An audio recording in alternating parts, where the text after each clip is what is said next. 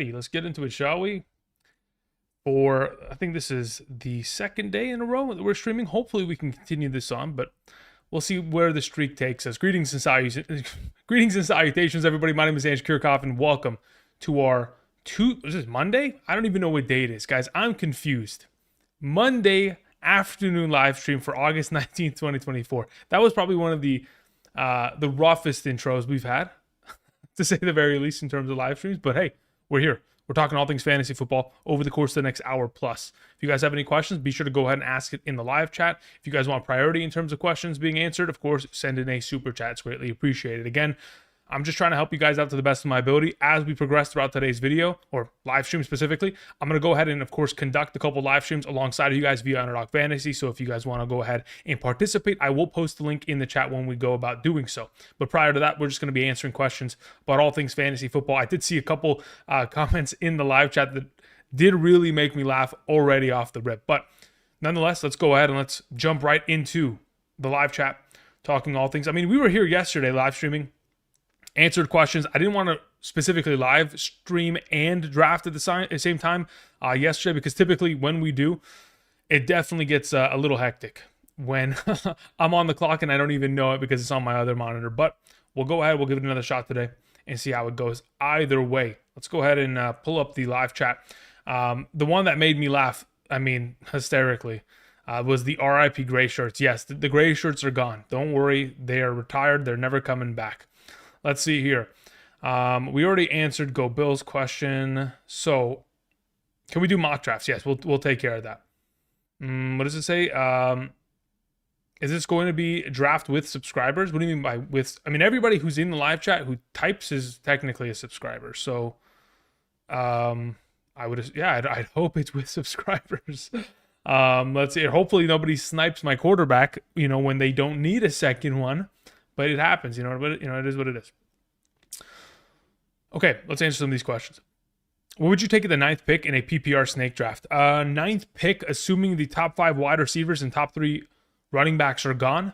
I think it's either between Garrett Wilson or AJ Brown. I lean towards the safety of AJ Brown. Has been able to consecutively be able to produce top 5 to 7 wide receiver rankings over the course of the last 2 seasons. Quite a durable player. So yeah, I'd probably go with AJ Brown there with the 9th pick in a full PPR scoring format. Otherwise, outside of that, if you were going to go to an alternative position, try to go for running back, I guess the best would be Jonathan Taylor. But I think you can still get great value at running back in return once the snake begins the second round and comes back down the line for your 9th selection there. Let's see here. So yeah, for you in this scenario, I'd probably just take like AJ Brown and then follow it with, one of the available running backs, Gibbs, Taylor in the second round, Kyron, Saquon, any of that kind of nature. Let's see here. The allocation of auction drafts, I won't even get into it. Again, like I've told you all before, don't play in auction drafts, and I will not begin to give advice because, quite frankly, I don't even know if I have enough experience in an auction format to levy advice in that kind of scenario. Amir sends in a question. Let's see here. It says, thoughts on a 12-team PPR lineup. We have Kyler Murray, Alvin Kamara, Kyron Williams, Marvin Harrison, Malik Neighbors, Pitts, Derrick Henry, Browns defense, and Brandon Aubrey. Okay, so defense and kicker, again, they're both of them are top 3 or top 4 in my rankings, so those are fine. We have no issue there. Your team is definitely going to be carried by your running backs, right? Like, you've put a pretty good investment on Kyron Williams, Derrick Henry. I mean, if I understand Marvin Harrison Jr. is your first round pick, Kyron Williams in the second, but then you followed with, that investment of the 3rd, Derrick Henry, Neighbors in the 4th, probably Kamara in the 5th, Pitts in the 6th, something of that exchange. I have no issue with it. Again, it's purely going to be dependent, because the full PPR format, that Derrick Henry in the flex is able to just really dominate. And I was looking at stats regarding him yesterday. When Derrick Henry wins versus when Derrick Henry loses, when he's been a Tennessee Titan, the numbers are so vastly different. Like, he averages like over 20 points per game when he is on a winning team. When he's on a team that's losing games on a consecutive basis, obviously he's not able to score as much because they have to pass far more. There's less rushing opportunity. And what the Baltimore Ravens have done on a consistent basis over the years is consecutively win. Of course, they'll continue to do that. James Cook is expected. Okay, well, let's see. Where's this question? I got to go a little bit farther up. My league is 0.75 PPR. Would you draft using a half PPR or full PPR ranking?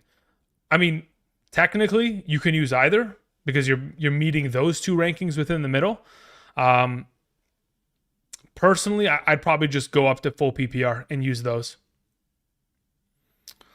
Would you take AJ Brown over Barkley? Yes, I would. James Cook is expected to have a good year. Yes, he is. He's your RB2. That's perfect. Again, here the thing that holds James Cook back the most is his lack of red zone utilization. Yes, they use him to get down to the 10-yard line, and then eventually it's just the Josh Allen show after that. But yeah, I mean, James Cook is one of these running backs that could very easily average 18 to 20 touches per game, get himself over 45, potentially 50 receptions within the given season, and be, a pretty good value, especially if he's able to accumulate, 1,500 total yards and, 45 receptions. As long as he's able to score himself somewhere between 5 to 7 touchdowns, I mean, he's going to be a great RB2 for your cause. Hey, Andrew, any advice on an 8-man PPR league, flex league? 2 flex league. Okay, very well. Positional advantage, draft position, etc. In 8-man leagues, you're going to have an all-star team regardless of what you do. You can let it auto draft and you're going to have an all-star team. That's my opinion, and that's quite honestly an objective truth. You're going to get a lot of talent stacked on your roster. The fact that it's a double flex league leads me to think you could get away with drafting a lot of wide receivers early. Specifically, you could end up drafting 4 in the first 4 rounds, then address running back, in round 5, get an Alvin Kamara, somebody of that extent. Actually, you'll get somebody even better considering it's an 8-man league. Yeah, you can really abuse the format if you just stack heavy wide receivers because of the PPR format. Then just go after backs that have a lot of receiving upside. Like if you're able to get your top 2 backs to be Kamara and Rachaad White, like you're going to be in a really good spot in order to abuse the format there. Jordan says, thoughts on Tyrone Tracy Jr. for the New York Giants? Honestly, so here's the thing. Devin Singletary is going to be a primary 3-down back there. The only hope is that Tyrone Tracy is going to get utilized more and more as the weeks progress. If I'm not mistaken, he's like a former receiver turned running back. Kind of reminds me of Antonio Gibson in that kind of stage. But if Singletary is going to be fully healthy, I wouldn't expect insane value from him, especially from the beginning. Maybe he can eventually turn into a role in which in a full PPR format, he could be of value as a flex spot start in a tough bind. I guarantee you as the season progresses, Tyrone Tracy is going to be a name that is going to be mentioned in the hidden gems as we progress. So yeah, I don't mind having him on my bench and then hopefully, seeing that he's able to gain value with his receiving utilization and, that kind of stuff. Green salutations, Andrew. I only have Ravens defense. Okay. Are they safe to start against the Chiefs? I mean, if you want to play matchups early, okay, so here's the thing, right? The best schedules to begin the season, I've already mapped this out in terms of defenses. Let's see here really quickly. Where is it? I got to go find that Excel sheet that I did this in. Okay, here we go. So when I was mapping out defenses, if you're going to play matchups and you're not really going to play the potential of just, hey, I have a solid defense, I'm going to start them every week, which I believe you can start them every week and you'll be fine, the Baltimore Ravens. In week 1, maybe it's a little bit sketchier because they take on the Chiefs. Nonetheless, if the Cincinnati Bengals are available, I'm taking them. I'm using them week 1 against the New England Patriots defense. I think that is something that I absolutely want to take advantage of. Then after that, Cincinnati's defense takes on Kansas City in week 2. I drop them right there. And then I'd repick them back up maybe in the future, maybe week 4 against Carolina. Outside of that, another potential decent start for week 1 is the Seattle defense against Denver. Now that we know Gardner Minshew is the quarterback for the Raiders, the Chargers defense in week 1, not as appealing, but it could have been. Technically, you could still play the Chargers in week 1 and then follow it up by playing them in week 2 against Carolina as well. But yeah, as of right now, you put enough draft capital in that defense to where you kind of have to play them even against the Chiefs. If you have an extra roster spot, go for it. But at the moment, I'm thinking if the Bengals are available, probably picking them up and I'm playing them instead. A little concerned about Buff supporting cast. You still take Allen over Hurts in a super flex. Allen. Oh, okay, I understand what you're saying now. Now I understand. Am I still taking Josh Allen over Jalen Hurts? Yes, I am. Yep. It doesn't matter what the scoring format is. I prefer Josh Allen over every quarterback. He is the best fantasy quarterback of all time. It is. There's no argument. Statistically, he is by far the best. And why even doubt him now? Quite frankly, why doubt him? The year in which 2022, Patrick Mahomes, they got rid of Tyreek Hill, everybody thought, well, this might be the year where Patrick Mahomes falls off the cliff. The guy broke the record for most all-purpose yards by a quarterback in a single season. Like, there are things that, these elite quarterbacks are going to be able to do regardless of what is surrounding them. They're going to make the players around them better, and that's just what happens, especially when you have, MVP caliber quarterback play. Let's see here. Let me scroll up a little bit. There's a couple questions here. Okay, so E111, what's up, man? How you doing? Mr. Freedom Fighter says Tim Patrick is back. Will he take catches from Sutton this season? No. I mean, again, if Tim Patrick is going to be on the field, he'll be opposite of Courtland Sutton. Courtland Sutton is the number one of the Denver Broncos offense. He will objectively be that. Now, as for Tim Patrick's role, he's going to have to compete with Josh Reynolds, Marvin Mims, the other wide receiver that they drafted out of Oregon this offseason. So if he can compete with those guys and beat them out, great. Outside of that, Courtland Sutton is not going to be really affected in terms of the overall utilization that he's going to get, considering he's the number one primary X of that offense. Keep two, A.J. Brown, Gibbs, Kyron Williams, and Laporta. If you're keeping them and you don't have to use a specific round in your draft in order to keep them, I'm keeping A.J. Brown and I'm keeping Jahmyr Gibbs. Nathan J, what's up, man? Says, hey, Andrew, I drafted Breece Hall at the 1.01 spot in my non-PPR home league this weekend. Roast me? I have no reason to roast you. Again, listen, would I have done differently? Yeah, probably. But who am I to judge? Again, you never know. Breece Hall could very easily end up being the number one running back by the end of the season. Like I mentioned just a couple videos back, there has never been a PPR running back that has finished number one that has followed up that season with the number one standing at RB once again the following year when we look back from 2004 to 2023. So there's been a pretty good span of time in which we haven't seen that occur, and we probably, I hope it does. I hope McCaffrey's able to break the trend, but you never know. Let's see here. I just got crushed in my two-flex work league. Allen, Zamir, Najee, CD, DK, Cooper, Kirk, and Kelsey. Josh Allen, Zamir White, Najee. Okay, those running backs I don't love. What I'm confused about is what happened. So for this circumstance, right? CD Lamb was your first-round pick. DK definitely wasn't your second-round pick. Neither was Cooper. Neither was Kirk. Neither was Kelsey. So you took Josh Allen in the second, which I think that therein lies the issue. I think you overinvested or maybe jumped a little bit at the idea of taking Allen instead of getting an alternative positional boost, which could have definitely helped if you grabbed maybe a second-round running back or another wide receiver in this circumstance. But I mean that is going to be the determining factor. You put enough of a value on Allen, he's going to have to carry your team. He's specifically going to have to carry your running backs in this circumstance, because otherwise the rest of your field, in terms of wide receiver, tight end talent, not a problem. But again, Najee and Zamir White, the biggest kind of risks of your team, which again, they're both in my rankings, top 24 running backs. Of course, if they score more touchdowns than we anticipate, then you're going to be in a great spot. But ultimately, that's really just the biggest risk there.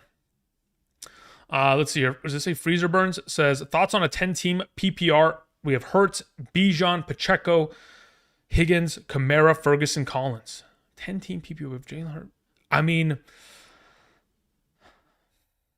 Nico Collins and Higgins as your 1-2, I have no issue with. Bijan and Pacheco is great as a 1-2.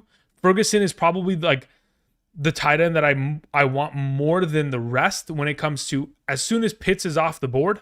When we're talking about Ingram, Ferguson, Njoku, Goddard, Bowers, I want Ferguson out of the bunch, mainly because of the touchdown upside that is associated with him. He was 5th in targets in the red zone last season amongst all players.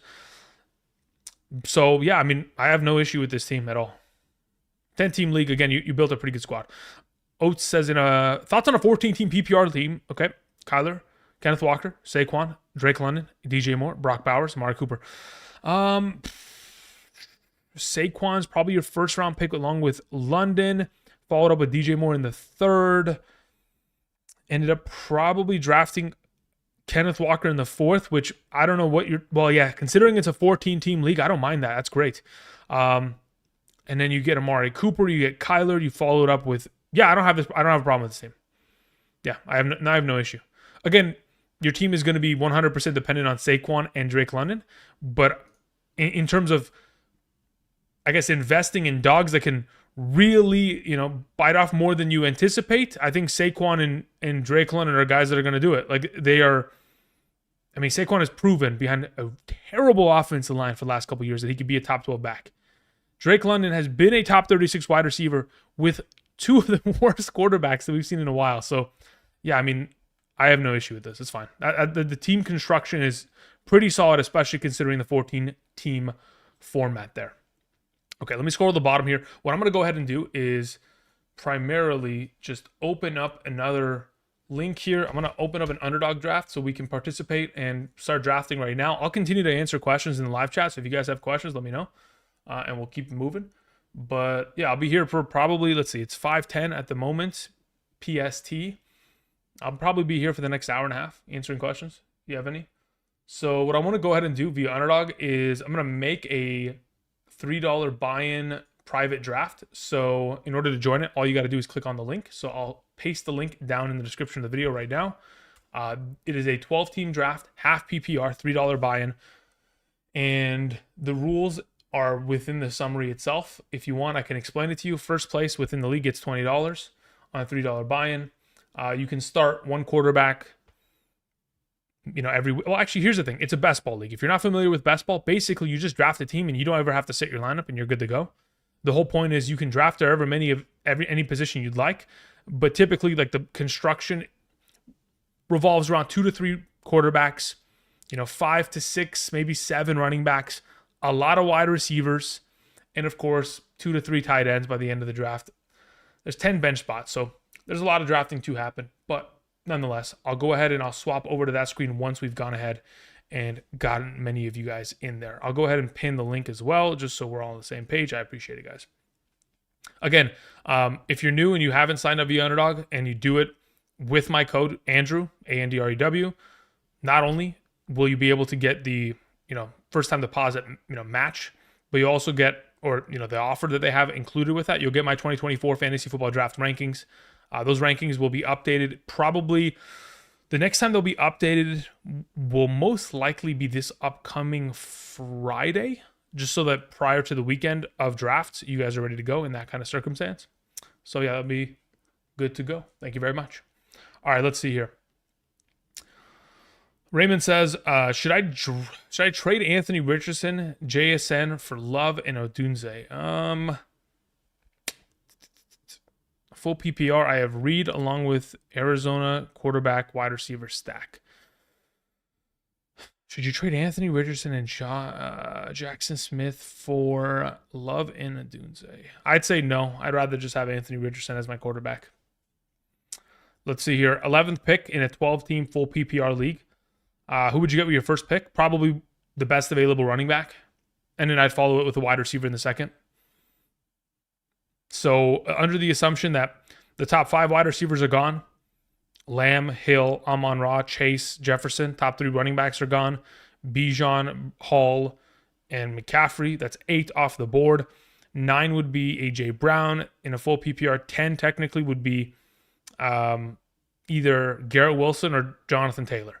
So whichever of those 2 land in your lap, I would take that. And then follow it with the alternative position in the following round there. Let's scroll back up. Hey, Andrew, wondering what your favorite Superflex draft strategy is in a 12-man, 3 wide receiver league, half PPR. Thanks. Yeah, here's the thing, Rob. I put out a video I think it was on Sunday morning. I put out a video in regards to Superflex strategies, specifically for that format. Superflex 3 wide receiver league. My favorite of the overall strategies, quarterback in the first, wide receiver in the second, running back in the third, quarterback once again in the fourth. Tight end, if in fact the players that I'm looking for are available in the 5th, once again go back into the wide receiver conversation in the 6th, running back in the 7th. That's typically the breakdown that I like to run as of right now. Draft Gibbs or Taylor with Gibbs injury. I have Taylor ranked higher even before the injury. Okay, so I'm going to go ahead. I'm going to swap screens right now, primarily because we are on our way to filling out this draft. Let's go ahead. That's not what I wanted to do. I want to change the background here. If I turn, where is the background? Is it this one? Yeah, it's this one. Okay. So if I open, yeah, how many spots we have left? We have 3 more spots available. Again, if you guys check out the chat, there is a link there for those of you who would like to join and draft alongside of us. I'm going to continue to answer questions while we wait. So let's see here. Tim James in the chat just asked, just keep getting the location settings thing, even though it's working. Yeah, the reason why the location settings pops up when you draft via Underdog is because you have to be in a state in which it is legal. So they want you to confirm your location in order for it to all be clean and ready to go. Mark Levin says, Andrew, would you please answer my earlier question? For sure. Let me go ahead and let me search. Control F. Mark Levin says, greetings, salutations. Just got the 1.01 in a 10-team Superflex full PPR league. Thinking about going Allen at the 1.01, but the 2-3 turn. What combination of Murray, Taylor, Williams, Marvin Harrison would you go if available? So if you're going Allen at 1.01, which you should in a Superflex format, within the 2nd/3rd round, I think I'd have to really... Okay, so the decision is primarily going to be made based on what lands in my lap. So if Kyler Murray returns to me and the quarterback position hasn't already, dissolved based on the first 2 rounds, the first 23 overall selections, if it hasn't dissolved, and I think I could still get back immense value in the 4th round at the quarterback position, which I mean by immense value, at least a top 15 quarterback. If I can get one, even if it's a guy like Caleb Williams, Jared Goff, if I get him in the 4th, and then begin the 5th round with another selection, I'm fine with that. If not, if it's beginning to dissolve relatively quickly, I think reinvesting in quarterback at the 2-3 turn is perfectly fine. And then of the available options, let's say Jonathan Taylor, Kyron Williams, Marvin Harrison Jr., if they're potentially available, under the assumption, of course, that you selected another quarterback, let's say you actually did take Josh Allen and another quarterback, at that point, I'd probably just invest in Jonathan Taylor. But if, in fact, the quarterback position is not dissolving and you can get a top 15 guy in the 4th round, I would take Taylor, and I would also follow it up with Marvin Harrison Jr. there to have your Josh Allen in the 1st, Taylor in the 2nd, Marvin Harrison in the 3rd. Thank you. All right, so let's go ahead and let's close this. All right, so I am the 2nd overall pick in this draft. We'll see how this kind of transpires. Should be fun.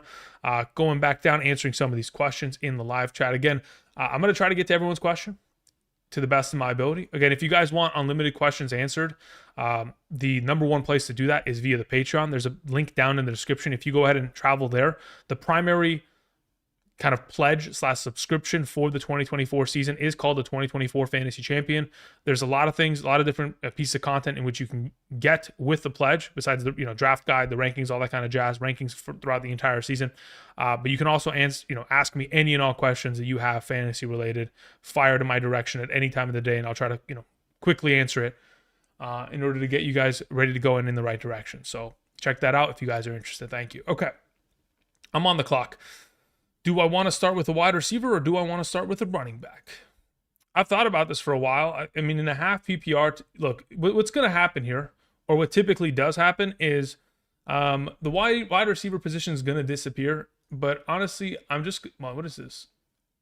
I'm going to take Breece Hall, and I'm just going to try something here. Andrew's going to attempt, he's going to attempt something, okay? We're going to give this a shot.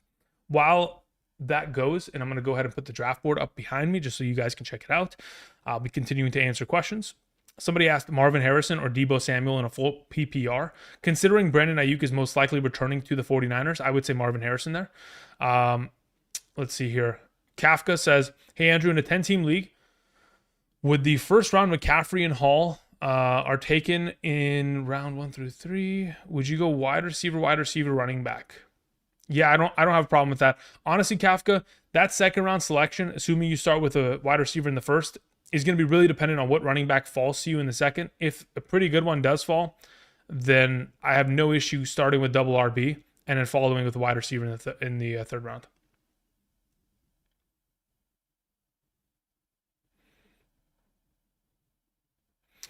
All right, let's see here. Scrolling down, I see a question from Tony Lopez. Thank you, Tony. Says, greetings, citations, as you with the 11th pick in a super flex. Which two should I draft? First, between, what is that? Anthony Richardson, Dak Prescott, Brees, Amon-Ra. I want to have at least one of those QBs. Yeah, if it's me, I would take Anthony Richardson. I would probably follow up by taking, is it a full PPR? If it's a full PPR, I'd probably go with Amon-Ra. If it's a half PPR, I still might go Amon-Ra, mainly because that, it depends. But yeah, if it's a half PPR, I'd probably go sorry. I keep seeing AR and I keep thinking Amon-Ra. That's AR as in Anthony Richardson. If it's a half PPR, probably go Anthony Richardson with Brees. If it's a full PPR, Anthony Richardson with Amon-Ra. Joseph in the chat says, rate my team. My quarterbacks are Jordan Love and Jaden Daniels. Okay. Running backs are Brees Hall, Jonathan Taylor, Brian Robinson Jr., Chase Brown, Najee Harris. My wide receivers consist of Amon-Ra, Marvin Harrison, Jalen Waddle. My gosh. How many teams are in this league? Because you managed to get Brees Hall and Jonathan Taylor, which is disgusting. And then, so this is probably, I'm going to guess, a 6-team league. That's an all-star team, Joseph. Congratulations. Hopefully this season will be fun. I have a good feeling it's going to be fun. A lot of scoring in those scenarios. Jonathan Rife in the chat says, hey, Andrew, can you rank my quarterbacks? We have Burrow, Love, and Hurts. Rank your quarterbacks as in who I prefer, because Jalen Hurts would be number 1, Burrow would be number 2, and Jordan Love would be number 3. But if you have all 3 on roster, I think you've gone a little bit overkill, unless you're playing in a super flex format. But even then, I still think you might have gone overkill, assuming it's a league in which it's more than, if it's 10 to 12 teams and you have those 3 quarterbacks, I think you've overinvested in quarterback potentially there. Because quite frankly, I don't think you need to have 3 quarterbacks of that caliber. 2 will just do fine. But I don't know what your format is at the moment. Matthew in the chat was saying, man, I signed up with Underdog under your link, and they gave me Fantasy Flock draft guide. Wait, what is this one? They gave me the Flock Fantasy draft guide that is your draft guide. I don't understand what that means. So they sent you somebody else's draft guide is what you're saying. If that's the case, yeah, I'll send an email, because that doesn't make... Yeah. I would say I have an email in the description, Matthew.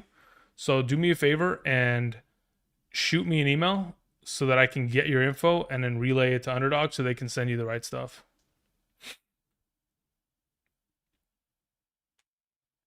Did Cooper Kupp just go in second? Jeez Louise, Papa Cheese. Moving on, let's see here. We had a question that came from Charlene. Says, hey, Andrew, I have the 9th pick, full PPR, 10-team league with 2 flex options, regular format in my league. Your thoughts? 9th pick, again, it's probably going to be either taking A.J. Brown, Garrett Wilson, or Jonathan Taylor. If you're dead set on one of those running backs and like you actually want to have one of those running backs on roster return to you in the second round, just take him in the first and then hope for the best in the second. Otherwise, my approach in a full PPR would probably be like take AJ Brown in the first or Garrett Wilson and then wait for one of the running backs to return, whether it is Jonathan Taylor, Saquon Barkley, Gibbs, and just take one of those guys depending on who ends up in your lap. But I definitely want to start with one of those wide receivers unless you have a preference. David Ramos says, am I on the clock? Almost. Okay, let me pay attention here. Isaiah Pacheco, Kyron Williams. Okay, what do we have? A wide receiver? Debo, Jalen Waddle, Olave. Devontae Adams is probably what I'm taking here. I like what's left at running back, but I probably need to address wide receiver before the Christian McCaffrey guy does it ahead of me. So I'll go ahead and I'll take Devontae Adams there, and then I will follow it up with another selection afterward. David Ramos was saying, what? We're even now because I was going to take Brees. Are you sitting next to me, David? Oh, you are. You're 4th. No, we're not even now. Listen, you had Josh Allen as your starting quarterback, and you decided that you were like, all right, you know what? I'm sending it and I'm full going and taking Brock Purdy, even though I don't need him. I get it. It's a best ball league. I was just, I was messing around with you. It's fine. Okay, so in the third, I'd like to honestly, okay, the wide receiver position is probably going to disappear here, but the idea of letting ETN go would make me sick to my stomach, so I'm not going to, and I'm just going to take ETN here. I think it's a pretty solid start, getting 2 running backs that are within my top 10 rankings, and then I'm still getting a wide receiver that, quite frankly, is in that top 10, 11, even though far more wide receivers went ahead of that. So yeah, I'm pretty comfortable there. After this draft concludes, I'll go ahead and we'll do a review. Typically, I do say that I'm going to do that, and then I forget to. Someone's got to remind me and keep me keep me honest on that one. Okay, so answering more questions in the chat. We did see that Casper sent in a super chat. Casper, very very grateful. Thank you. Says, hey Andrew, next week is my draft. Okay, we have an 8-team super flex full PPR league. 1 quarterback, 2 wide receivers, 2 running backs, 1 flex, 1 tight end, 1 super flex. Any tips? In an 8-team league, you can build your team any which way you honestly want, mainly because every team can literally roster 4 starting quarterbacks. So if you were someone that sat there and you're like, all right, well, I don't want to address quarterback early. I'd rather just play matchups with 4 of my quarterbacks over the course of the season, starting 2 every week, and I could just play matchups and that. You can really wait on the investment of quarterback. Personally, when I play in a 12-team league, quarterback has a heightened value because I don't have the ability to roster 4 quarterbacks. In fact, oftentimes than not, you're left with either 2 quarterbacks or, you have your third, but unfortunately your third is like Drake May, and you really can't start him unless it's like a desperate scenario on a bye week of some sort. So going into this draft for next week in a full PPR, I don't think you need to draft quarterback in the first round. I don't think you need to. If your league starts to barrel down on quarterback, I would say that you should probably follow suit, because this is my thought process. Theoretically, like looking at the draft board behind me, right? If everyone in the first round besides me was going to take quarterback, let's say it's a super flex league, and they all did, 11 out of 12 teams, let's say 10 out of 12 teams take quarterback. If in my next selection, I don't address quarterback, or at least address some sort of value at that given position, because everyone else went quarterback, all of the best wide receivers and running backs are still available. And sure, if I picked a wide receiver or running back in that second round, it could give me a little bit more of an advantage because I have a higher tiered player. But ultimately, I'm taking the cut, the discount at quarterback tremendously, and that's where the value is lost. So I think in Superflex, more than any other drafting system, you really have to kind of adapt to what kind of revolves around you and where people are picking, and how frequent the quarterback position is coming off the board to kind of determine when you need to go back and reinvest at the position. It's again, it is not easy. I'll tell you that from firsthand experience. Melvin in the chat was saying, why did you go RB first? I don't know. I just felt like it's really in a half PPR. I don't mind having Breece Hall over Tyreek Hill or CeeDee Lamb. I think the main impetus as to why I selected it there is because last time we were drafting, I think it was, I'm trying to remember, was it last Friday, maybe last Thursday? One of those days we were live streaming. Someone had told me, hey, Andrew, can you draft Breece Hall in the first and let's see how you build the team? And I was like, sure. And then as soon as I was about to take Breece Hall, somebody at the number 2 spot yoinked them from me. And I was like, all right, whatever, I'll build my team with CeeDee Lamb. But yeah, I think that's kind of the main impetus. I just like the idea of potentially building. I need to scoot over a little bit just so you guys can see what's going on behind me. Yeah, I like the main idea of just trying to build with the running back in the first and kind of see where it goes. Just so that if you're in a draft this upcoming weekend, or one of the upcoming weekends, and you want to go with an RB within the first 3 rounds, within the first 3 picks, and you don't get McCaffrey, you kind of have an idea as to how I build it. Even if you go McCaffrey, you can still build the team the way that I did. I mean, this guy had an opportunity of taking ETN in the third. He opted away from it, primarily because the wide receiver position is going to go quite frequently. But yeah, I mean, I'll take the value at where it's currently at. I have no problem with that at all. Coming up with my next selection here, though, I want to do some looking. So Travis Kelce and Laporta have already gone. The top 4 quarterbacks have already gone. Typically, when I'm sitting at the beginning of a draft like this, I'd like to address quarterback if, one of those top 4 were there. I think Anthony Richardson in the 4th is a little too rich for my blood. I think even in the 5th, it might be a little too rich. So I probably kind of lean elsewhere in terms of positions. Looking at the available wide receivers, because again, I need to address that position. I really like the idea of potentially going honestly, I like T. Higgins a lot here. I probably end up taking T. Higgins here. Yeah, I think, and then probably following up with Anthony Richardson in the next round. So that's kind of the direction I'm leaning in. I'll take it. If Jamar Chase doesn't end up playing this season because he wants to hold out for his contract, I have the number 1 option of the Bengals offense, so I'll take it. That's not a problem for me. And if I can get a full healthy season out of T. Higgins, his upside is, it's top 15. It really is. George Pickens goes after. Yeah, that was the only alternative option that I thought. George Pickens, because, the potential of Ayuk not going to Pittsburgh anymore, would be the next best wide receiver in that kind of range. And let's see how this kind of draft rolls out here. If he takes... I wanted Mark Andrews. I thought about it, and I was like, we can just wait on it. Yeah, let's just let it roll. I'll probably take the Anthony Richardson, and I'll just let it ride. I really thought that I could just sit here with T. Higgins and then Mark Andrews come right back here. That's fine. I'll take the Anthony Richardson because either way, I've got my positional advantage. It doesn't need to be a tight end. As long as I get it at quarterback, I'm good to go. All right, let's see here.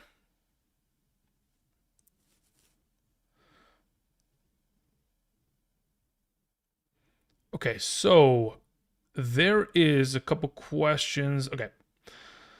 ORNG says, why take Adams? Raiders offense and QB suck. I objectively disagree with you. I don't know how to disagree with you more. I really, seriously disagree with that statement. If you had stats to back up your point, I'd go with them, but I can go on a rant for 10 minutes. And quite frankly, I don't even know if I want to, because it just seems like such a blanket statement. I don't think that the Raiders offense and quarterback sucks. I think Gardner Minshew actually, for fantasy purposes, is the best thing that could have happened this offseason for Adams, outside of him going back to, or being traded out of Las Vegas. I was going to say going back to Aaron Rodgers, but yeah, I think that's a long shot.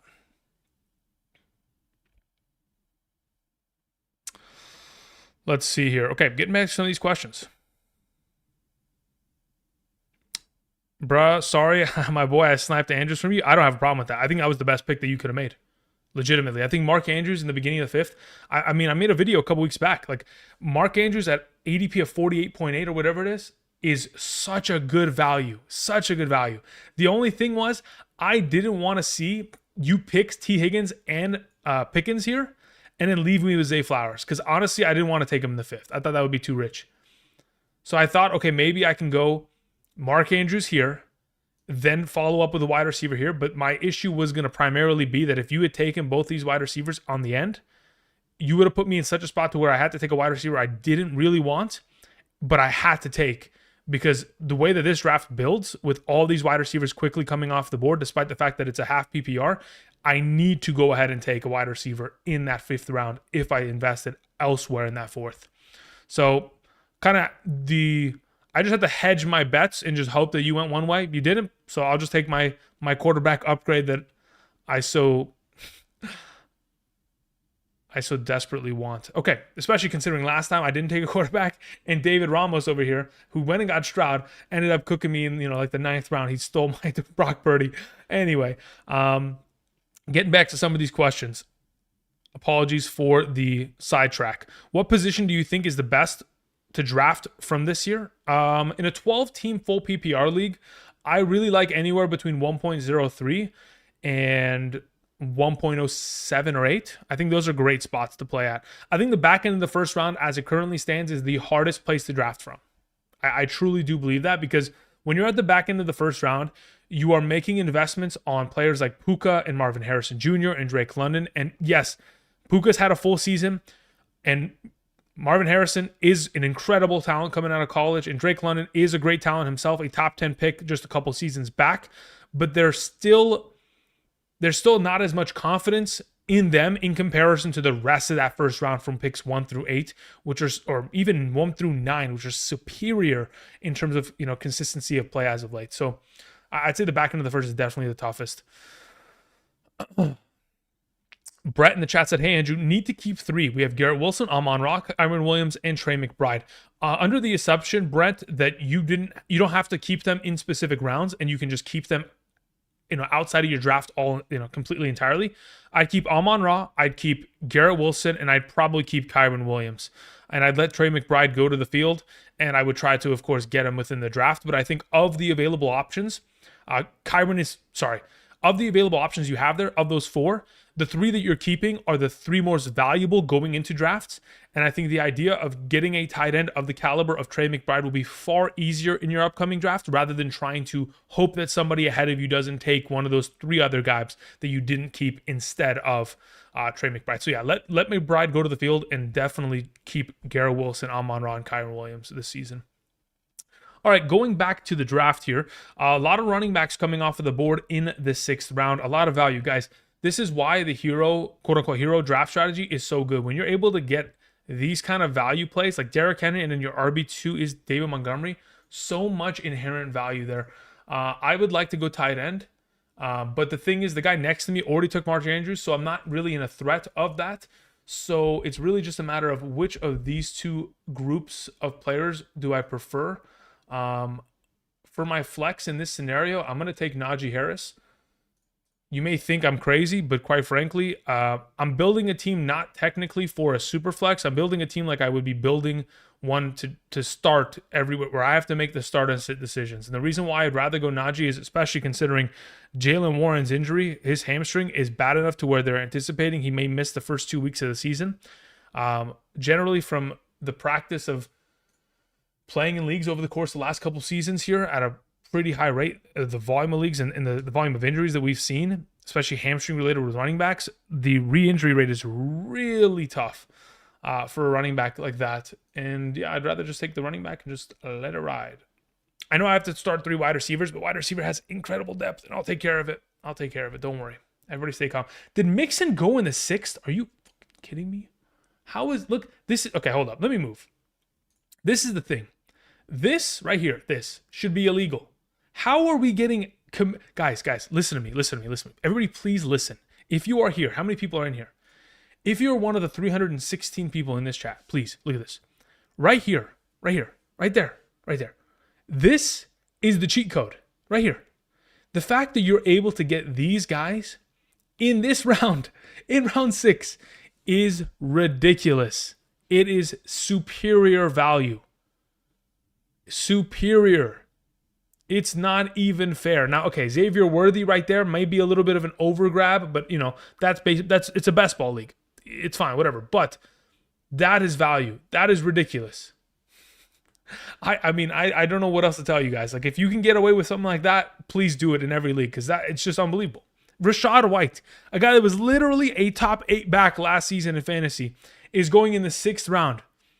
I'm sorry, did he lose his legs? Is he in a wheelchair? I don't get it. He's so damn good at football.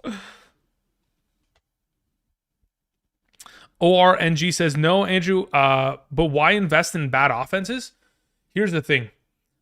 Okay. How do you define a bad offense?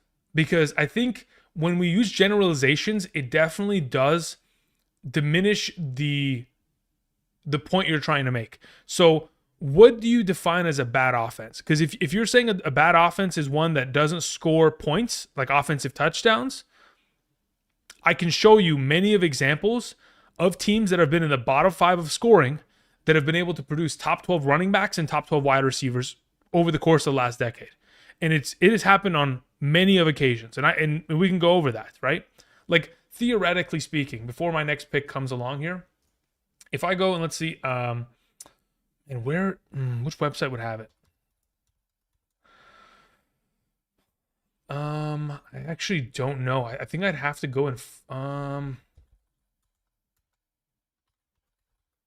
Let me check something out here. Let's go looking around. So like theoretically speaking, let's go find this. We need to find. Am I almost up? So yeah, the question is, how are we defining a quote-unquote bad offense? When I think of bad offense, I think of offenses that can't drive down the field. So you're thinking yardage, right? Like, are you thinking yardage or are you thinking total points scored? That's the thing. Like if I go by total yards last season, right? The Raiders were 1, 2, 3, 4, 5, 6. They were the 6th worst team in total yardage amongst all teams in the National Football League. Yet Devontae Adams was a top 12 overall wide receiver, right? Like, this is what I'm saying. Like, there are going to be instances where an elite player, regardless of the fact that they are on a bad offense, if given the volume of opportunity that they deserve, will be able to outperform the terrible situation that they are in. Like, they're if you look at last season, like the New England Patriots offense, they were the 3rd worst offense in terms of total yardage, but they didn't have a wide receiver with 180 targets. I guarantee you, if they had a wide receiver with 180 targets, he would have been a very valuable piece for fantasy. It's just a matter of like, yes, are you associated with a bad offense? Sure. But additionally, what is the potential of you getting a high volume of opportunity and still being able to, deliver on that? You drafting Kittle over Pitts? No, Pitts was taken. So I took Kittle. There's a cutoff. If Pitts wasn't already taken, I would have taken Pitts there. Pitts is ranked higher for me. Okay, getting back to another question here. Donald Smith says, White always falls to me, as in Zamir. Oh, no, Rachaad White. Yeah, Rachaad. Guys, listen, if I can get as many shares of Rachaad White as possible, I will take them. That'll be, I'd be pretty happy. Like, even Brian Robinson Jr. here, in this late of a round, I mean, look, the team is definitely a wide receiver best ball build, but even Brian Robinson in the 8th, sheesh, I mean, it's great value. It's so much good value gets pushed down. Hey, Andrew, I went ahead and downloaded Fantasy Underdog. Okay, I use your promo code, $10 deposit. Where can I find the draft guide? Hey, Andrew. Okay, so Joseph, if you made the first time deposit, you should receive an email from Underdog Fantasy that should include the link to my draft guide. And then subsequently after, at around, I'd say after I get off the stream, I will send you an email to your email that is associated with the Underdog account that includes the updated rankings. So you should have already received an email from Underdog. If you haven't, Joseph, please let me know in the chat so I can take that up with them. Thank you. Okay, Josh sent in a super chat. Let me get to Josh's question here if I can find it, of course. Let's go here. Josh says, Andrew, in a half PPR, would you keep Kincaid or Dell?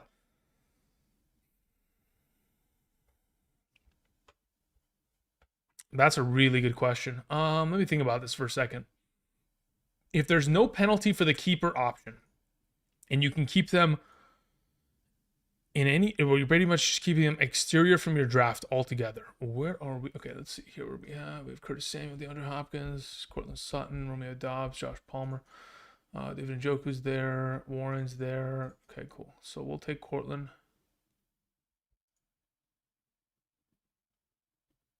Lockett, Brandon Cooks. Yeah, we're fine.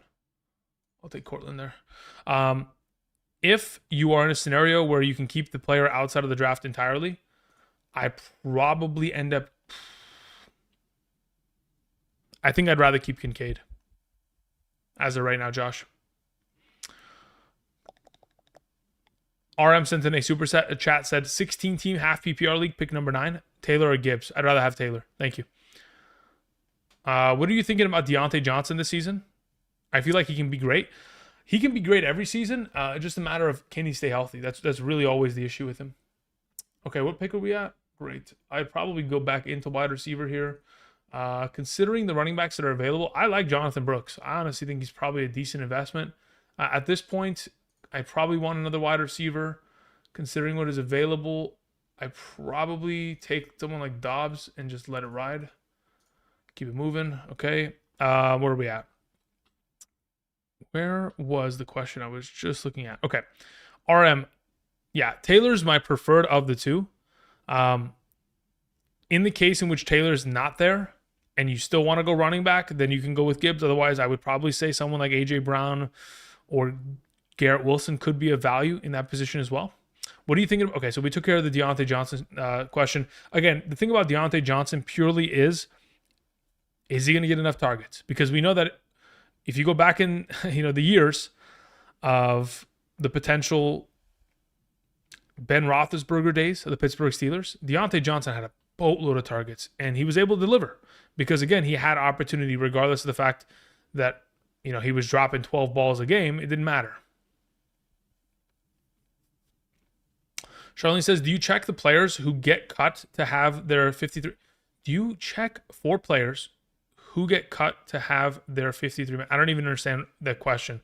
Yeah, I don't know. There's a little bit of chopped up English there, Charlene, if you could. Raider says, hey, man, I heard you mention before you would take a quarterback in the first round in a 6-point per passing touchdown league. I would. Can you explain the rationale? I draft is coming up, 10-team league. Yeah, I mean, it's purely just a matter of points. The investment of taking a Josh Allen, Patrick Mahomes in the first round in comparison to a running back, the volume of additional points that you are getting, considering, let's say, for example, right, all those quarterbacks I just mentioned, Josh Allen, Patrick Mahomes specifically, if we anticipate that they're going to score somewhere in the range of 30 plus passing touchdowns, that's an additional, what is that? 30 times 2, 60 extra points of fantasy on top of what they already produce, which is extremely high volume of points. So their fantasy point per game production in a 6-point per passing touchdown league probably jumps to somewhere between like 27 to 28 points per game, maybe even higher if they have a great season. The drop off in production at quarterback, when you compare the top two of that position in comparison to the alternative picks that you'll get at running back, wide receiver, etc., and also in comparison to the wide receivers and running backs you can select in the second round, isn't as big of a drop off in comparison to where quarterback sits at, especially in that kind of a format. Let's see here. We took care of that. We had a question from Mark via Super Chat. Thank you, Mark. Says pick number 3 in a full PPR. First pick, who you got in a full PPR? If Tyreek Hill's available, let's go for it. In a full PPR, that sounds like that's a plan.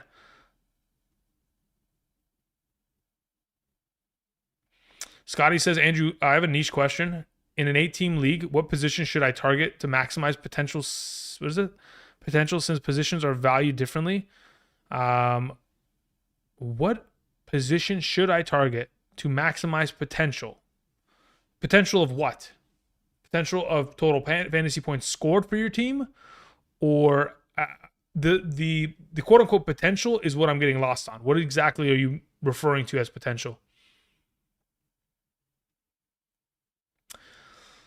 AM in the chat says, thoughts on Ajahan's usage in their preseason game? I'm pretty worried. I wouldn't be worried. Again, it's a preseason game. Don't stress it. Don't stress it. There are some things that you can look at and say, okay, objectively, this is great. But when it comes to running backs and their snap counts and their usage in the preseason, again, there's a reason why a lot of players do not play in the preseason, because they're trying to keep them healthy. The limited volume of usage is perfectly fine. Look at Maurice Jones-Drew with the Jags, says Charlene. I don't even know what that's referring to. Is that a good player on a bad offense? Joel Garza sent in a super chat. Says, my guy Andrew, I'm in Washington. How do I get a full PPR list? As of right now, unless you sign up via Underdog, first time deposit, minimum of $10 after using code Andrew. The alternative option to get the full PPR rankings would be going to Patreon. There's a link down in the description. When you sign up there with the 2024 Fantasy Football Champion tier, after doing that, the rankings are there available. You can download it. It's in an Excel sheet, and you can utilize it for your upcoming draft. More information on all of that, Mr. Garza, down in the description of the video. Thank you. The upcoming round is upon us. Let's see what went in this next round or this last round. We had the potential of Jacoby Myers, which again is a great steal. Gus Edwards, Rico Dowdle, Blake Corum. I would rather have Gus Edwards than Blake Corum by a really long shot here. I'm going to take the risk here on Nick Chubb most likely. Yeah, we'll just take the Nick Chubb risk. If it pans out, it pans out. If it doesn't, it doesn't. I'm okay taking that risk in round 10 right now. Yeah, we'll see how it transpires. Let's go back to the chat. Anyone opinion, half PPR open spot after draft Jahan Dotson, Xavier Legette, or Adonai Mitchell? I'd probably go with Mitchell there.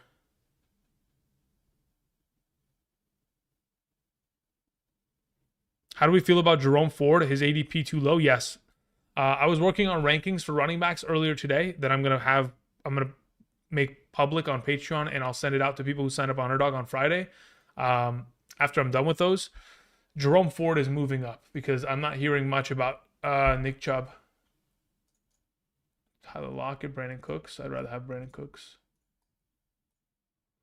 Okie dokie. Let's see here. What's up, Dilo? How's it going?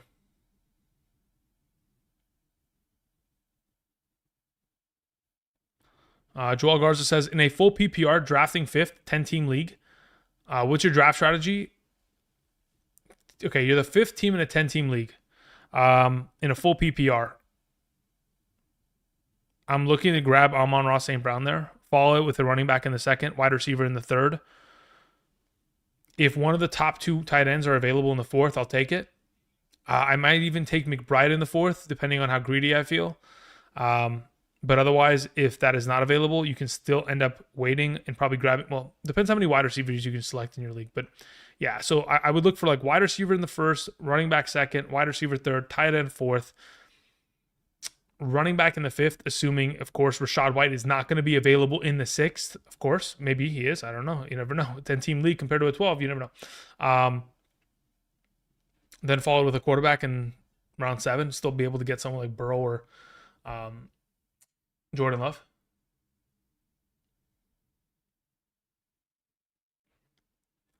Okay, let's see here. Spaceborn sent in a Spaceborn actually. Said highest ceiling, Devontae Adams, Deebo Samuel, Drake London.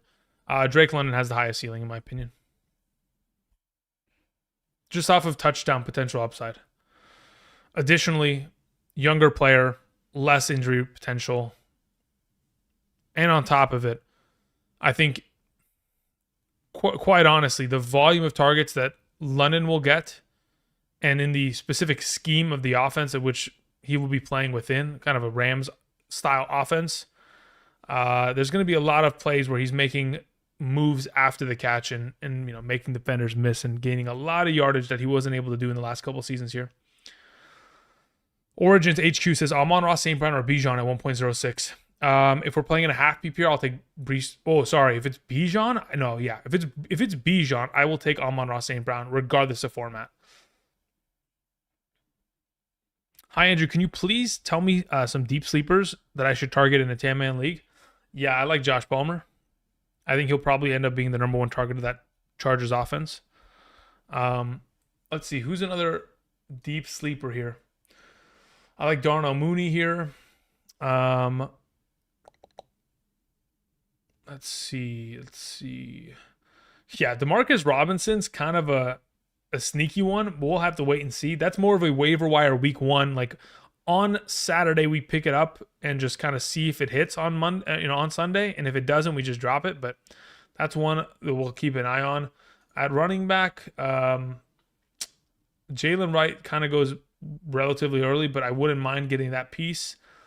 I also like the potential of Vidal for the Chargers, just in case, he's able to outwork either of those two other running backs. Jonnu Smith here. Where's Jonnu? Where the heck is Jonnu Smith? 186 is his ADP. I actually legitimately think there's a chance this year he could come back to consistency. And honestly, he was relatively good last year, and he was the number 2 tight end on his team. Is Josh Jacobs underrated? Yeah, I think he is. But here's the thing. Josh Jacobs has burnt so many people in the past with his injuries. Like last season, anybody who got to the fantasy playoffs, if you didn't already have Zamir White on roster or weren't able to pick him up from waivers, like he kind of screwed you. So like I understand that people have a bad taste in their mouth from Josh Jacobs, but all I've seen from him recently is just great play across the board. He is a 3-down back, and that's exactly how they're going to utilize him with the Green Bay offense. And we know for a fact that the Green Bay offense absolutely knows how to utilize running backs to the extent to where if they're a 3-down back, or at least even still getting 60% of the backfield utilization, they can be a top 12 fantasy back with what we have witnessed from Aaron Jones over the course of 20 2019 to 2022. 4 seasons of, already proof that Josh Jacobs is in a perfect spot there to be a top 12 back. I got Najee at 10.07 in a 10-team league. That makes more sense. Considering it's a 10-team league, you have an additional, 1, 2, 3, 4, 5, 6 times 2, 12, an extra round. Yeah, 10.7 is disgusting. I don't know. That should be illegal. The rest of your league is sleeping at the wheel, legitimately sleeping at the wheel.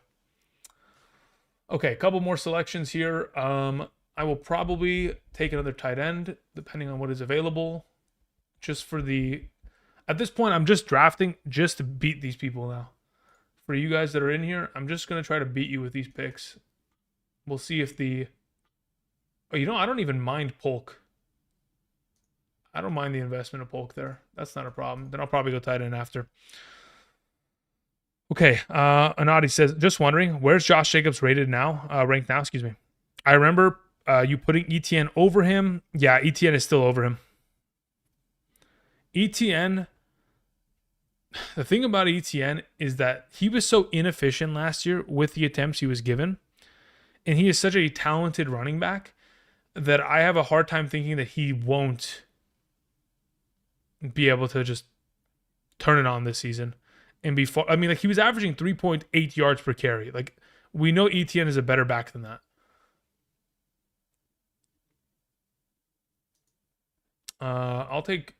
Listen, do I want to take the risk here? Yeah, I kind of do. It's either Conklin or Musgrave, and I just kind of have a feeling. You know what I'm going to do? I'm just going to YOLO it. I'm going to do one of these. And then we're going to swap back over just so I can fully focus on questions. Let's just take the Jonnu Smith I wanted. Okay. Let's see here. Do you stack Hurts and A.J. Brown or take Gibbs? In what kind of a format, K. Woods? Do you stack A.J. Brown, Hurts with A.J. Brown or take Gibbs? Yeah, I don't understand. So are you asking me if I'm taking Gibbs or A.J. Brown in the first round? If that's the question, I'd rather just take A.J. Brown right now in a full PPR. Let's see here. Yeah, as of right now, Josh Jacobs, off the top of my head, I was working on running back rankings earlier today. I think he sits at number 11 still. He's behind ETN, he's behind Achane, he's behind Henry. If that gives you a little bit of clarity as of right now. God's Gang sends in a super chat. Thank you. Appreciate it. This is good. Good day, Andrew. I'm glad to see you back. So I'm really considering punting tight end till later, okay, and get Ferguson and or Njoku at quarterback and quarterback in the 5th or 6th round. What do you think? I have no issue with that. The quarterbacks that are available within the 6th round, I mean, I'm looking at it on stream right now, is like Kyler, or you wait till 7th and you can get Burrow. Honestly, Burrow, Dak Prescott, and Jordan Love were pretty much all fringe 8th round picks in this draft we just did. If you can wait for that, I think that's maybe even the better play. Just wait on both positions, especially if you play in a league that has 3 starting wide receivers and maybe 1 additional flex. That's kind of the best plan of action there. You doing a sleeper mock tonight? Probably not. The thing is, the sleeper format for 12 teams does not fit on screen, or I have to make it really small in order for it to fit on screen, and it's illegible at that point. Also, do you think Gibbs' injury is serious? Yeah, I think it's serious, but I don't think it's enough to where he's not going to... I don't think he's going to miss time. I think they may take it a little bit easy on him to start the season in terms of the total workload, and I think that they may feature more David Montgomery for the first couple weeks, and then which afterward, once they have like, okay, Gibbs is good to go, they'll begin to unleash him, and then it'll start to kind of shift back in the direction of where Gibbs is the more featured back within the offense. Stanley Caps says, 2-keeper, full PPR. All right, very well. We draft next week. I have Christian McCaffrey as my guy, but I need to keep another guy, okay? I have Diggs, Cook, Kamara, and Ridley. I'd keep Cook. James Cook. Thank you very much. It is very easy for me on that one. I'd rather just keep the running back talent. Diggs, Kamara, they're getting up there in age. Ridley, arguably, is also getting up there in age. And, you know, the commodities of all these options, this is the safest one of the bunch. Raymond says, "Hey Andrew, I want to strengthen my running backs in a 10-team full PPR league. I have Amon-Ra St. Brown, Marvin Harrison, London, Pittman, Reed, JSN, Kyron Pacheco, Gus, and Chase Brown. Any advice?" Yeah, I don't think you need to. Quite frankly, I don't think you need to. Considering you have Kyron and Pacheco, those will be your starting guys henceforth. After which, you are going to be starting 3 wide receivers every single week: Amon-Ra, Marvin Harrison, and London. In the event that you need another running back, you can either trade for one now using the value of Michael Pittman. I guess you could do that. Or you can wait. And what I typically like to do during the season, especially within the first 2 to 3 weeks, running backs are going to come out and there are going to be guys that underperform drastically. Like there's going to be weeks where, like every season, like if you go back to 2022, Austin Eckler for the first 3 weeks of the season was averaging 10 points per game. He was RB number 23 overall, something of that extent in a half PPR. Easily, without a doubt, that was one of the guys that we continue to shout from the rooftops. We are taking every chance to trade for him. The rest of the season, he was the number 1 back. He finishes number 1 overall, right? So like every year there are going to be running backs within the first month of the season that just don't play well. And if I was you, I would wait. I'd hold Pittman because he's going to retain value. And I'd go after a running back that after that first 2-3 weeks is kind of in the dumps. You go offer the guy Pittman and he says, yeah, okay, I'll do it. And then you made your trade. I think that's probably the best plan of action. Just wait for it to happen rather than trying to trade for someone's running back right now who they think is like the next Jonathan Taylor, right? Like unfortunately, after drafts occur, people look at their team and think, oh man, this is the greatest team I've ever seen. And they hold them at such a high regard when they shouldn't. Trades should always be at least anticipated or at least thought of as, okay, if I really think about the value of what could potentially happen here, where these players were selected, the draft capital that was utilized, I can really make an informed decision. Nonetheless, that's my suggestion as of right now. Top 4 defenses and kickers. Sorry if the question may seem stupid. It's not stupid. Off the top of my head, top 4 kickers. Justin Tucker, Harrison Butker, Brandon Aubrey. That's 3. I don't know if I can think of a 4th. I don't even know who my 4th is. Dustin Hopkins, Jaime Fairbairn, something of that extent. For defenses, Jets, Ravens, Browns, Cowboys. Who's 5? Chiefs, something like that. Let's see here. Hey, Andrew, 12-team full PPR league. Okay, I'm in need of a running back badly. I have David Montgomery and J.K. Dobbins as my starting running backs. Yep, you definitely need. Look, this is someone who definitely needs a running back badly.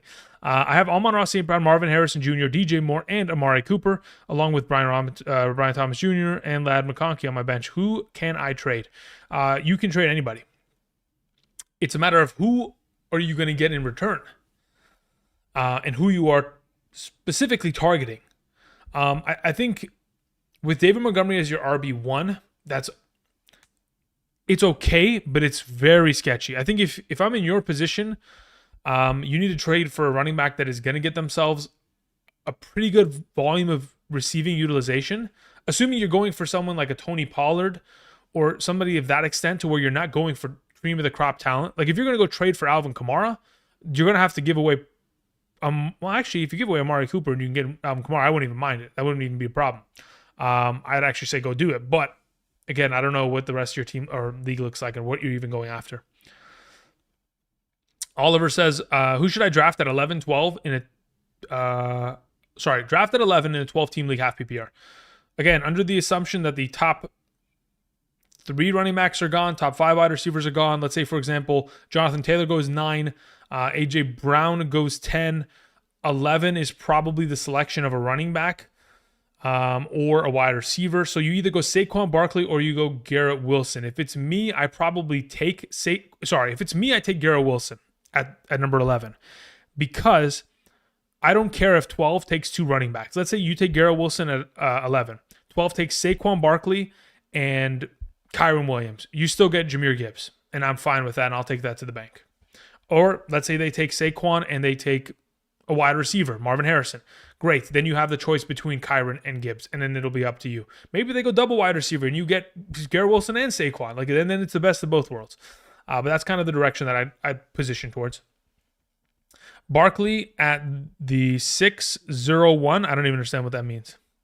6th round, first pick, Saquon Barkley. That's never happened. There's no way. Somebody tell me it's not true. Justin says, how I just got skipped like that? LOL.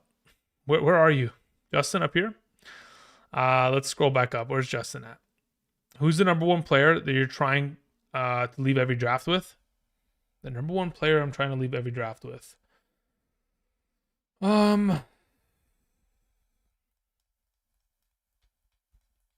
That's actually a really good question.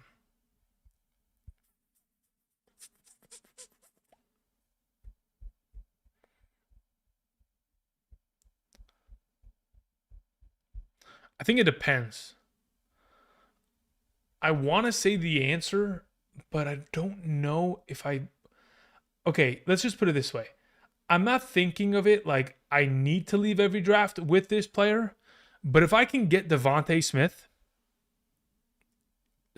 especially outside of the top 3 rounds, if I can get a Devontae Smith in the 4th, 10 times out of 10, I will press draft on that. AM says, hey, Andrew, can you rank these 4 full PPR? What is this? Achane, Marvin Harrison, Jacobs, ETN. Yeah, in a full PPR, I'd probably go Marvin Harrison 1st, ETN 2nd, Achane 3rd, and Jacobs 4th. Jack Thomas Marks says, hey, Andrew, Hurts for a 5th or Kyler for a 15th? 12-man Superflex. I'm picking 5th. Are you keeping him for a 5th round pick? Is it a keeper question? If this is a keeper, that would be the clarification. Is this a keeper question, Jack? Julian says, should Brandon Ayuk boom considering the emergence of Brock Purdy and that offense? Boom? What do you mean by boom? He's been the number 14 and 15 wide receiver in the last 2 seasons.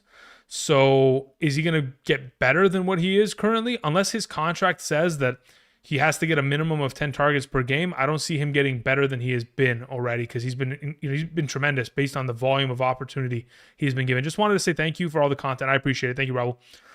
Can you go back to my question? Of course. Let's go ahead and let's look this up really quickly. Okay, let me scroll back up to it really quickly so we can all see it. It says, in a league where it's half point, okay, PPR, 1 flex, 2 wide receivers, would you rather draft Mark Andrews or Amari Cooper as your 2nd wide receiver, or Deebo Samuel / Cups with your wide receiver 2 and Kittle? I will take this option. I'll take the Deebo / Cooper Kupp plus Kittle. Going back down here, rate my team, says Anthony Cervantes. Okay, Anthony, where is your team, though? Okay, right here. Got it. I was blind. Also, great to see you again. Likewise. 12-man, full... Okay, what is this? Is it full PPR? I don't know.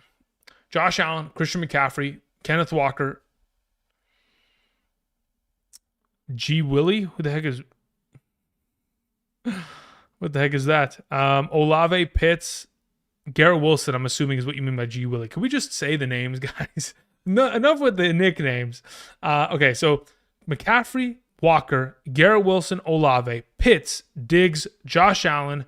Bench consists of Chase Brown, Brian Robinson, Javonte, Reed, Brian Thomas Jr. I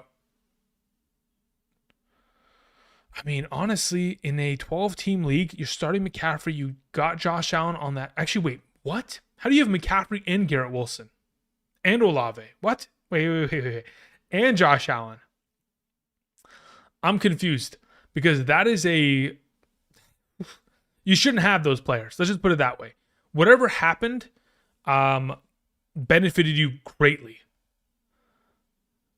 Like, really, I don't know how that happened. But hey, congratulations. That's a really good team, because, look, again, you have the number 1 running back. You have a top 7, 8 wide receiver in Garrett Wilson. You have a top 15 wide receiver with Olave, that has potential of being top 12.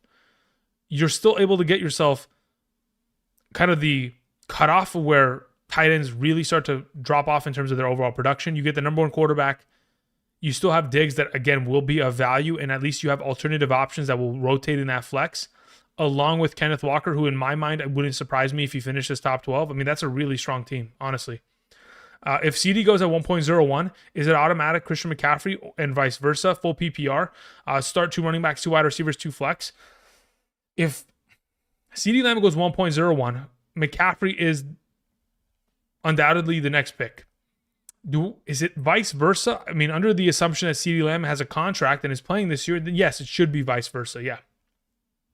If he doesn't have a contract by the time we get to September 1st, I'm drafting Tyreek Hill ahead of him. Let's just put it that way, right? Let's see here. Picking 1.3, picking 1.3, looking like London will be my second round pick. Not sure what to do with my third, Josh or Pacheco, top 3 quarterbacks or top 2 tight ends. Okay, so under the assumption that you started with, you're picking 1.3. If you start with, well, it depends what you start with, right? Are you going to start with a wide receiver? Because if you start with Tyreek Hill or Lamb, you need to take Josh Jacobs and or Pacheco in the third. If you start with like Breece Hall at 1.3 and then follow it up with London in the second, you're not as beholden to having to take Josh Jacobs or Pacheco in the third. Even though I think those are solid picks, you could very easily just opt for going with Laporta in the third, then grabbing one of those 4th round running backs that honestly continue to fall for some reason. Thoughts on Brock Bowers? We've recently seen the greatest rookie tight end performance of all time from Sam Laporta. Is he going to be of that caliber? Probably not. The offense he's associated with, unfortunately, has many of mouths to feed. Like in comparison to what Sam Laporta was stepping into last season, right? There was number 1, first and foremost, Amon-Ra St. Brown. Then there was the potential of maybe Gibbs in his rookie year could be the number 2, target getter of the Lions. But for sure, without a doubt, Sam Laporta was going to be number 3 or number 2 in that offense. Nobody else was going to out-target him. And that gave him incredible value, right? Same thing with Jake Ferguson last season. The thing about Brock Bowers is that Devontae Adams, clear and away, will be the number 1.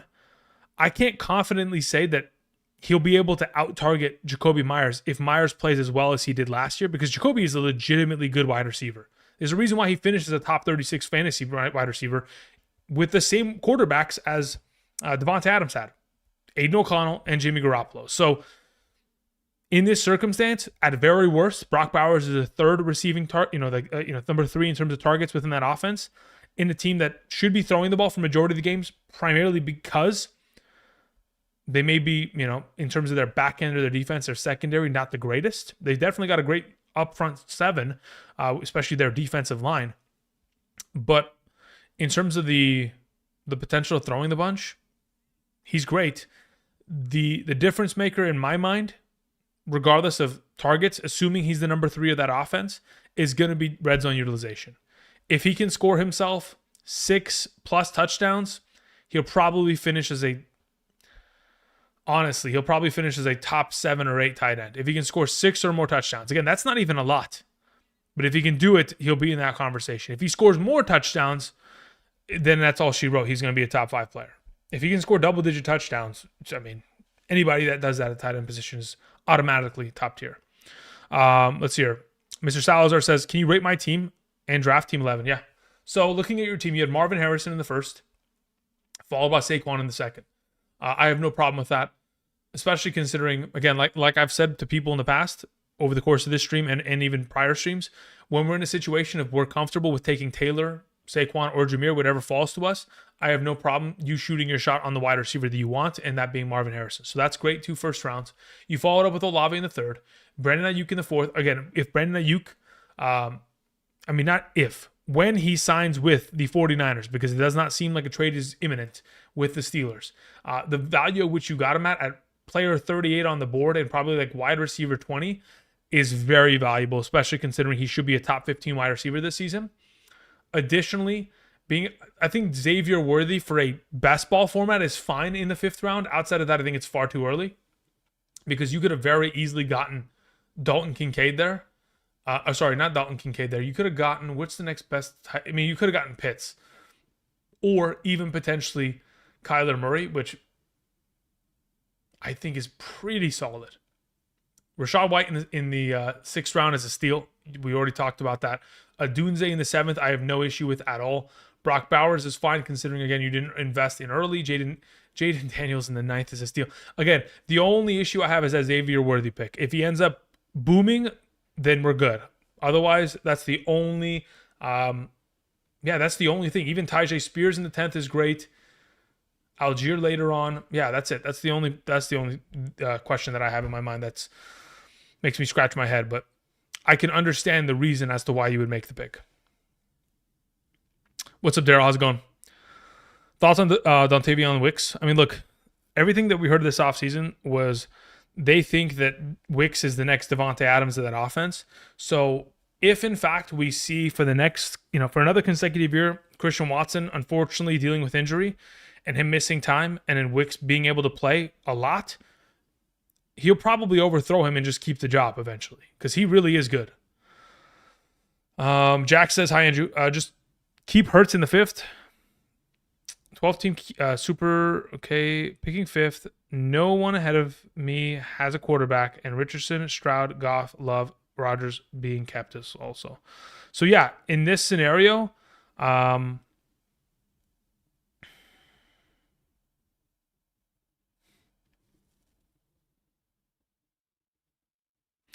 if when you say fifth, that's a fifth round pick, then I'd keep him as a fifth round pick.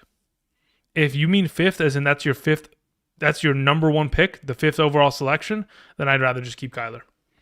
Can you rate my team? I was 1.10. Yeah, cool. Let's do that real quick. Full draft. Let's see what we have here.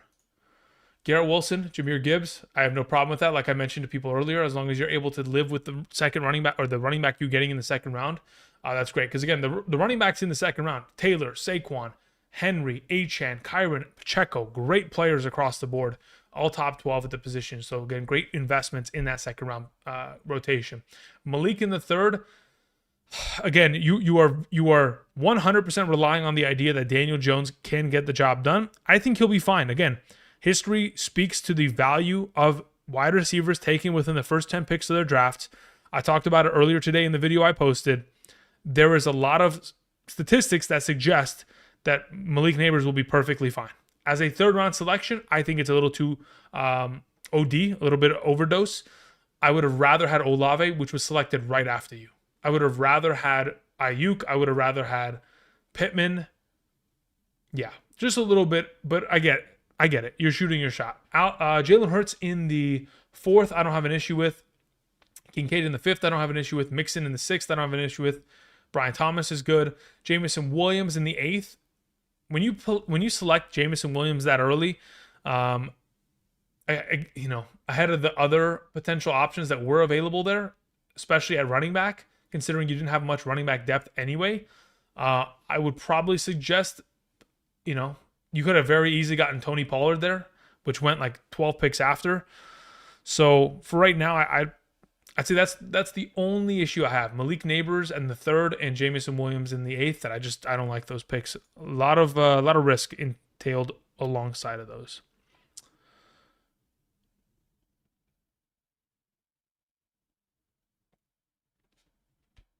Okay, let's see here. Where are we at? What spots do you like drafting from most in a 10-team full PPR? Again, 1.03 to 1.08. I love those spots. I thought I sent a super chat. Don't see it in the chat. Let me check for you real quick. So let's go here. Let's go here. Mr. Salazar, we had OK Laugh. We had Cervantes. We had Caps. We had Gang. We had Bjorn. Yeah, there wasn't anything sent in. If you have a question, just type it in the chat. I don't mind. That's why I'm here, guys. Again, I do want to thank you guys for swinging on by on this Monday night. Again, if you guys can do me a favor, get us above 100 likes, it'd be greatly appreciated. Additionally, again, guys, if you want my rankings for the upcoming season, whether it's pre-draft, whether it's post-draft, you can either check out Underdog Fantasy, link down in the description when you head on over to their site, All you got to do is sign up using code Andrew and then make a first time deposit minimum of $10.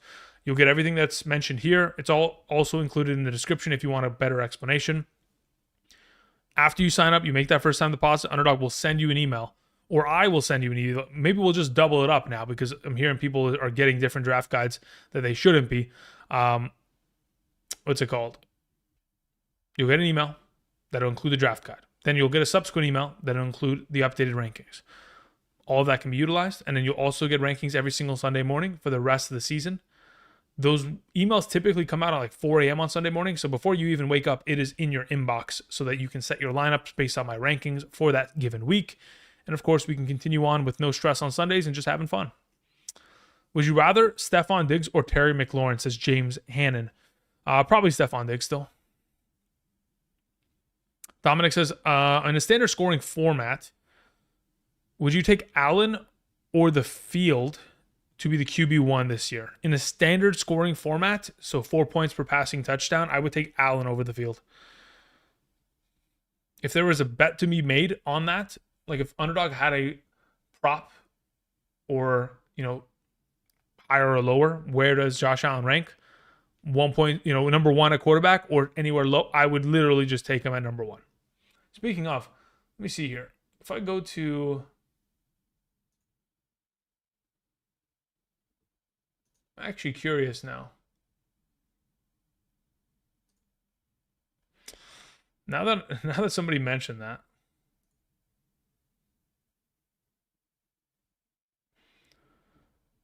I'm actually curious, what do the numbers look like? So Josh Allen's at 27 and a half passing yards, or passing touchdowns, excuse me, on the season.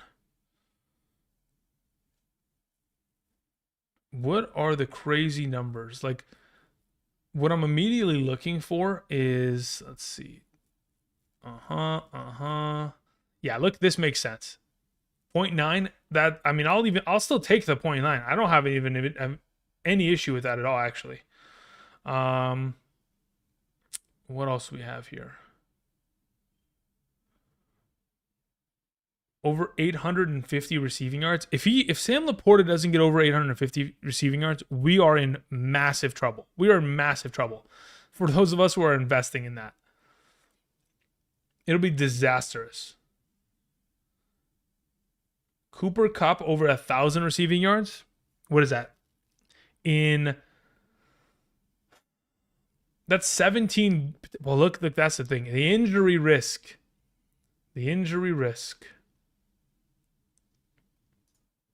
I'll take the higher on ETN's rushing yards. 10.5 touchdowns is 0.9. That makes sense. It actually does make sense. He should score at least 12 rushing touchdowns this year, at least.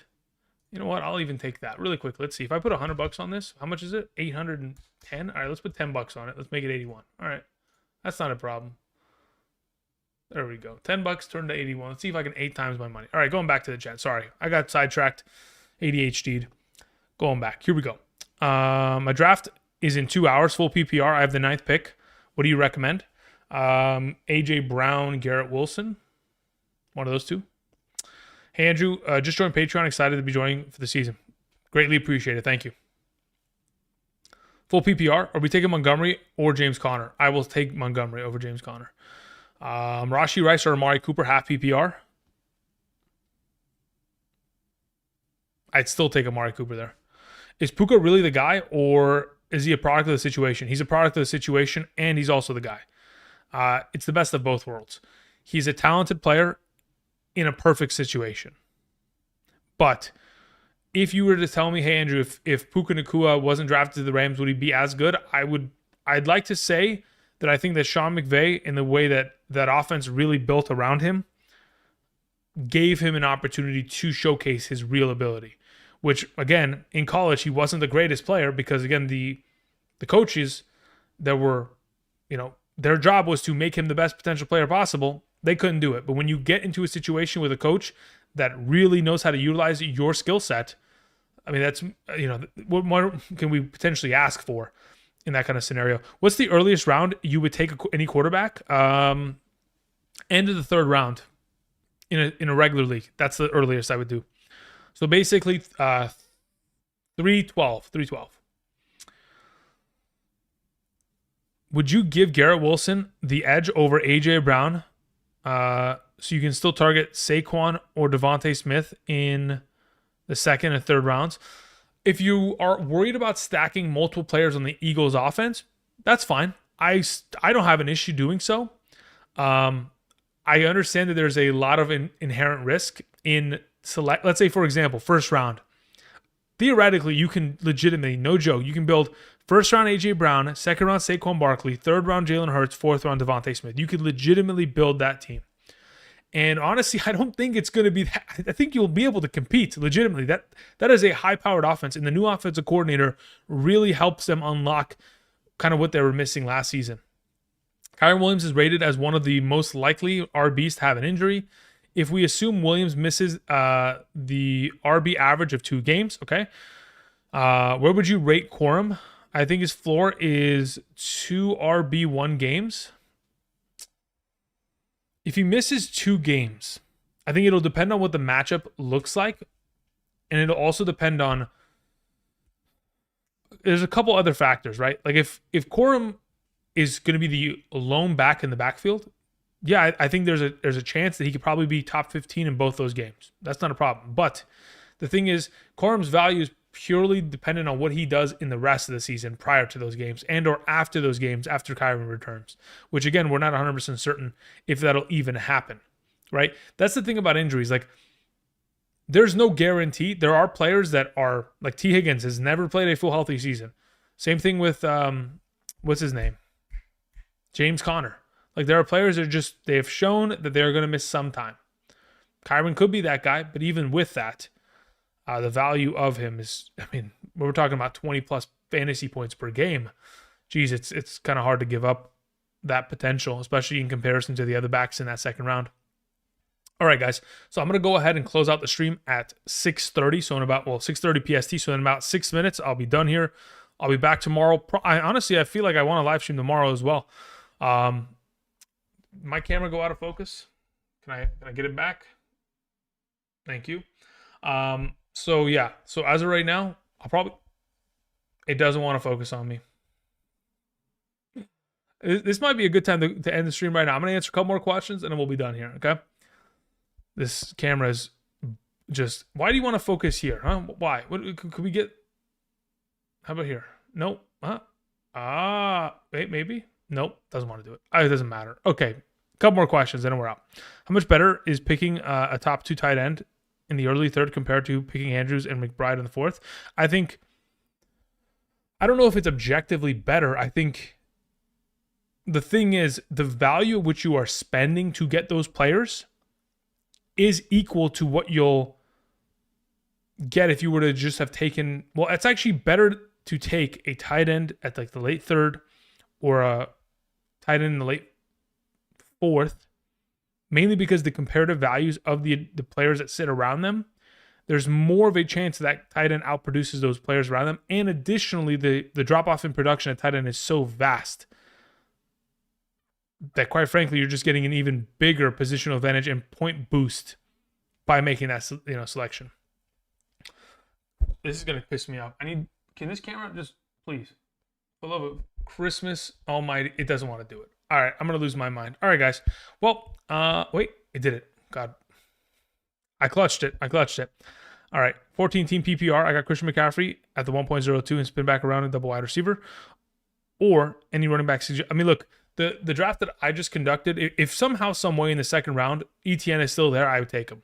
Otherwise, double wide receiver I have no issue with that at all, especially considering the PPR format and the 14-team league. My only concern is that because it's a 14-team league, if running back begins to dissolve relatively quickly, you may need to go McCaffrey in the first, wide receiver in the second, then like Pacheco in the third in order to ensure that you're still getting, another top 12 running back, because by the time it comes back in the fourth, they may all just be gone.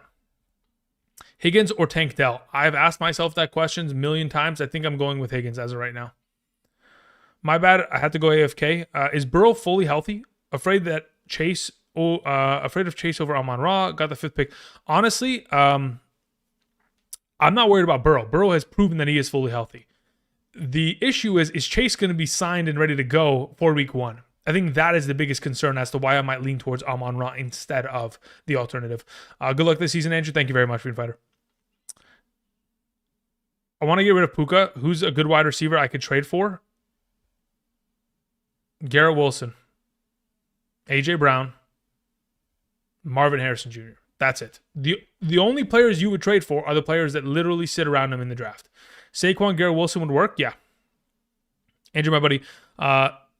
Dude, this is going to be some Jameis Winston year. Really? Give it a few weeks? It's possible. It's possible. That would be I wouldn't mind it. I wouldn't mind it. Would you go wide receiver in a half PPR with the first 2 picks? Probably not. Unless the value was too good to give up. Like, let's say, for example, in the first round, I get Justin Jefferson. And in the second round, somehow, some way, Garrett Wilson falls to me. Like, I'm going to make that selection. But very seldom does something like that actually occur. Resent my question. Where did it go, Roy? Right here. 10-team, half PPR, 1 quarterback, 2 wide running backs, 3 wide receivers, 6 point per passing touchdown, 6th round pick becomes next year's 15th round pick.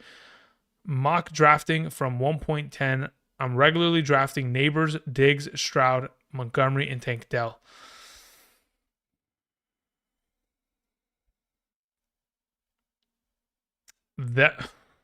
Listen, if teach their own. I think that that is a lot of investment on the Texans offense. Can it pan out? Absolutely. I think Neighbors may be a little bit too rich for my blood based on where you're potentially taking him, but the rest of it I'm okay with. That's the only thing. Again, Neighbors, God, I hope he's going to be a top 20 player this year. I really do, because everyone is drafting him really high, and it would be a shame to get burnt in that scenario, but that happens every year. It's always possible. Yeah. So for right now, that's where we'll sit. All right, guys. I'm going to go ahead. I'm going to head out. I do appreciate you guys coming out. I'll be back tomorrow. Probably same time tomorrow, if I had to guess.